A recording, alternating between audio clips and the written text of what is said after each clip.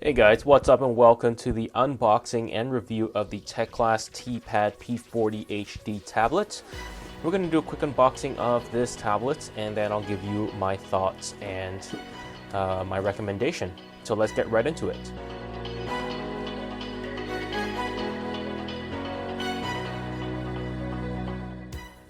So first we're going to remove the box and we have the tablet right here. I'm going to put this aside first and see what else we have inside the box. So we have a user manual.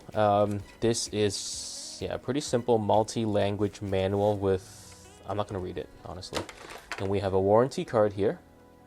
And we also have a USB-C cable as well as a charger and a pin popper as well. So what I'm going to do is I'm going to put all this back in the box because that's really all you have in this, and I wasn't able to get a case either for this tablet. So we'll just talk about the tablet itself now, and I'm going to put the box away and we'll go from there. Okay, so that's your tablet right there. So in terms of specifications of this tablet, it's actually pretty simple. On this tablet, you have a Unisoc T606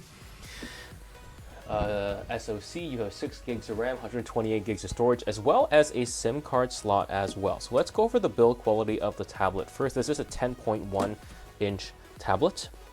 So it is metal. I'm just going to do a quick sticker peel here.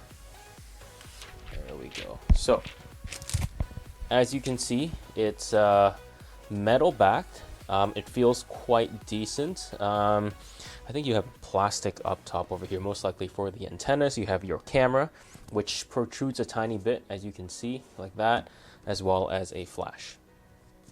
Now on the front, you have the screen, and I'm just going to do a quick sticker peel off of this as well. And there we go, looking nice and clean.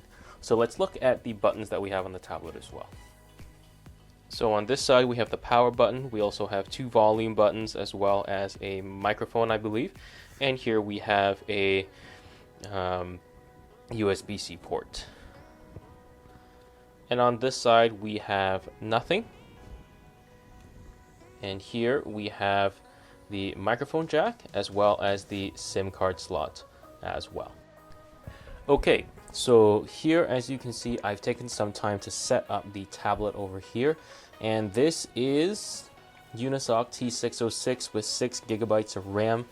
It's not the fastest thing in the world, just because the T606 has never been a really fast. It's kind of like an entry-level tablet processor, but it gets the job done. As you can see, it's fairly quick. When you open stuff up, it just does its job. Yeah, it's an okay processor. It'll do the job. It feels fairly fast. Just opening up anything over here, it just works pretty decently well. So let's talk first about the screen. Screen's okay. It's a 1920 by 1200 screen. Let's open up a high res video, and I'm just going to turn the brightness up over here to maximum, which is honestly not very bright, but you'll see. I'm going to turn the volume down as well. And let's start at the beginning. Okay, so as you can see, 1920 by 1200 screen on a 1080p device. Not bad. This is an IPS LCD screen, which is honestly it's an okay. It's not an OLED. As you know, OLED is the preferred color of this and of screens. And as you can see, it's a pretty decent IPS screen. It's budget, of course, but nevertheless it still does its job. Maximum brightness on the screen is 300 nits of brightness, so that's not very bright, or thereabouts 300 nits, not very bright, but it is passable. So as you can see, my issue with this is not the color. The color is fine. The color is okay. It's not the best, but it can do the job. My issue is the touchscreen. Because this is a cheaper tablet, it's about $120, which is very cheap for a 10-inch tablet. The touchscreen control that controller that they put in this tablet is very, very slightly smaller than what you need on a 10-inch tablet. So sometimes you get phantom touches. So first of all, the screen itself, even with or without a screen protector, it's fairly touch. Sometimes it doesn't register touches. It's not horrible, but it is there. So that's something you need to be aware of. It's the touch of the screen is not amazing. So that is one thing you have to be aware of, and I'll show you the minimum brightness as well. Minimum brightness is not it's not very dim as well, unfortunately, but that's not as big an issue. I want to turn the brightness back up, and we'll look at sound. So I'm going to open up my favorite. See what I mean? Sometimes the touch just doesn't register. Adventures by a Himitsu.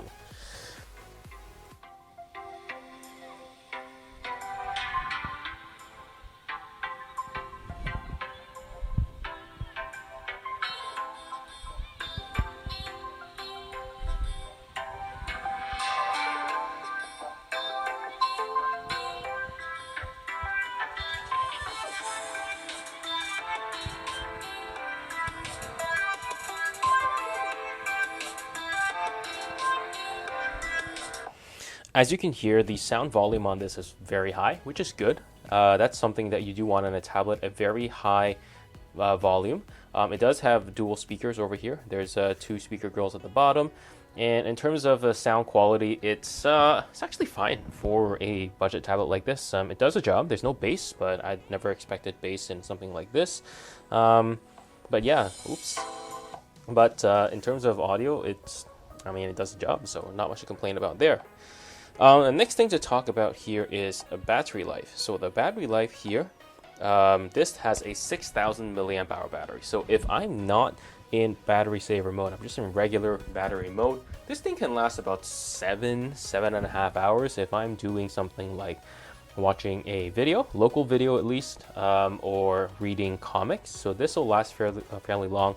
If I'm doing something like streaming Disney Plus, Netflix, or Prime Video, that will last a little bit less long, maybe like 6 hours. And if you're playing games, it'll be like a 2-hour, 3-hour battery life. So pretty average again. I'll talk about it at the end, my thoughts on this tablet, but otherwise it's a fine battery life for this. Back to performance. Like I said, the performance is passable. Couple of things, when you're watching Disney Plus or Netflix, you don't have wideband level 3 support. I think it's just regular. So basically, you can watch stuff in like 720p, which is fine. But if you're casting to a big screen, then this thing is probably not for you. Yeah, performance, and then we have 128 gigabyte storage on this, which is fairly average now on cheap tablets like these. As you can see, 38 gigs used, 128 gigabyte total.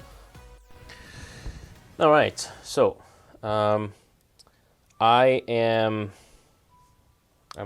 you can see, the performance of Genshin Impact's a fairly intense game, was never going to be good. But as you can see, it stutters sometimes, but there are times when, I'll say it's fairly playable if you're desperate. But I'm quite impressed that this thing is able to even launch and handle Genshin Impact as a whole. So let's enter battle and just see how good the performance is over here.